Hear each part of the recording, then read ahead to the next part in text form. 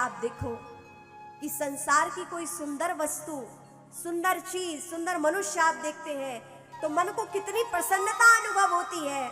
जरा आप देखिए कितना आकर्षण होता है। लेकिन भगवान का दिव्य सौंदर्य, दिव्य भगवान का प्रभाव, दिव्य भगवान का स्वभाव जब उन ब्रजवासियों ने देखा तो मानो उन ब्रजवासियों की समाधि लग गई हो। आप पलक भगवान के दर्शन करते रहे। परम सौभाग्यशाली है वो ब्रज के ब्रजवासी। इसलिए भगवान को ब्रजवासी अति प्रिय है, क्योंकि यदि भगवान श्री कृष्ण से कोई सबसे अधिक प्रेम करता है तो वो है गोपियां, वो है ब्रजवासी। इसलिए भगवान उन ब्रजवासियों से अनन्य प्रेम करते हैं। और भगवान ने कहा है कि मैं गोलोक तो छोड़ सकता हूं लेकिन ब्रज कभी नहीं छोड़ सकता, मैं वृंदावन कभी नहीं छोड़ सकता। भगवान को वृंदावन अति प्रिय है। और कहते हैं इस प्रकार यहां पर दिव्य भक्त और भगवान का दिव्य अवलोकन चल रहा है। लेकिन हुआ क्या, वहां इंद्र को पता चला कि अभी मैंने सांवर्तक मेघ भेजे थे, क्या हुआ, कोई वापस लौट कर नहीं आया। यहां पर इंद्र देवता स्वयं ऐरावत पर विराजमान होकर ब्रज में अवलोकन करने, निरीक्षण करने पहुंचे कि जरा देखो तो ब्रज का क्या हाल है। अभी तक तो सारा ब्रज डूब चुका होगा, ब्रजवासियों की मृत्यु हो चुकी होगी। इन्होंने हमारा पूजन नहीं किया, मैं इन्हें दंडित करूंगा। और इस भाव से देखने के लिए पहुंचे इंद्र। लेकिन देखते क्या है, सारे ब्रजवासी आराम से हैं। कोई भी स्थान ऐसा नहीं है जो जलमग्न हुआ हो। बाहर तो धूप निकल रही थी, एक और कहीं बारिश, लेकिन जहां ब्रजवासी है वहां धूप निकल रही है।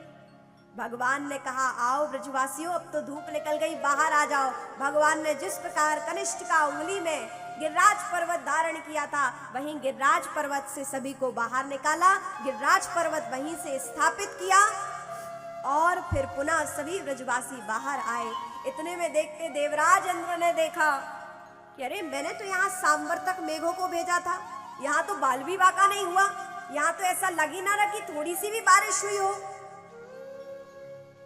सारे ब्रजवासी भगवान कृष्ण की महिमा गाते, हे कृष्ण तुम्हारे गिरिराज भगवान तो साक्षात देवता है, इन्हीं की शरण में जाने से हमारी रक्षा हुई है।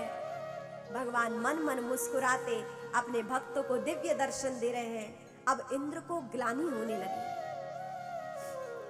इंद्र को ग्लानि होने लगी, क्योंकि इंद्र ने कहा था कि ये मरण धर्मा बालक के कहने से ब्रजवासियों ने हमारी पूजा रोक दी।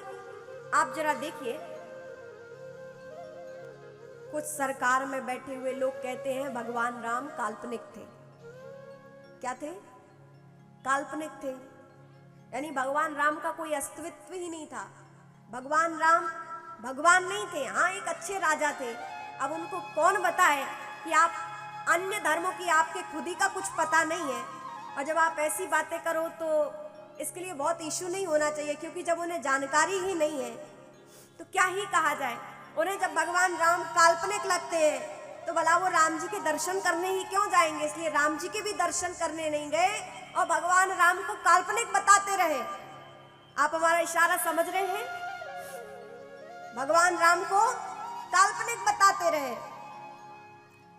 तो जब आज का साधारण मनुष्य भगवान को काल्पनिक कह सकता है तो उसमें कोई बहुत बड़ी बात नहीं है। उस समय देवराज इंद्र को भी भ्रम हो गया था कि कृष्ण भगवान है कि नहीं है। जब आप सोचो कि भगवान के द्वारा नियुक्त किया हुआ कोई देव को भी भ्रम हो सकता है कि ये भगवान है कि नहीं, तो आज के तुच्छ साधारण मनुष्य यदि ये प्रश्न कर दे कि आज भगवान राम हुए कि नहीं हुए, तो इसमें कोई बहुत बड़ी बात नहीं है। ये कलयुग का प्रभाव है, ये मंद बुद्धि की सूचकता है, चिन्ह है ये मंद बुद्धिता का। ये बौद्धिक स्तर जिनका सूक्ष्म है वो ही भगवान के विषय में इस प्रकार की टिप्पणियां कर सकते हैं। इंद्र ने कहा था कि मरण धर्मा बालक के कहने से हमारी पूजा रोकी। अब मरण धर्मा किसको कहते हैं? जिसकी मृत्यु होती हो, जिसका जन्म होता हो, मृत्यु होती हो। तो ऐसे तो हम आप सब मनुष्य हैं कि बार बार मृत्यु होती है और हम जन्म लेते हैं। तो मरण धर्मा तो हम आप सब हैं। और भगवान कृष्ण तो इस प्रकृति से परे है, परम पुरुष है। वो ना इस प्रकृति से बने हैं, ना ही इस प्रकृति में कोई भी चीज से उनका अवतार हुआ है। स्वयं भगवान इस प्रकृति से परे हैं। अपने भक्तों के कल्याण हेतु इस प्रकृति में भगवान आते हैं, लेकिन इस प्रकृति से बने नहीं हैं। प्रकृति उनकी दासी है। तो मरण किसका होता है? जो प्रकृति से बना हुआ है। तो हम सब प्रकृति से बने हुए हैं। यहां पर इंद्र को लग रहा है कि एक मरण धर्मा बालक यानी ब्रजवासी से उसने कहा और हमारी पूजा बंद कर दी। भगवान कहते हैं देखो तो, जिस इंद्र को मैंने इंद्र पद दिया वही हमें मरण धर्मा समझ रहा है।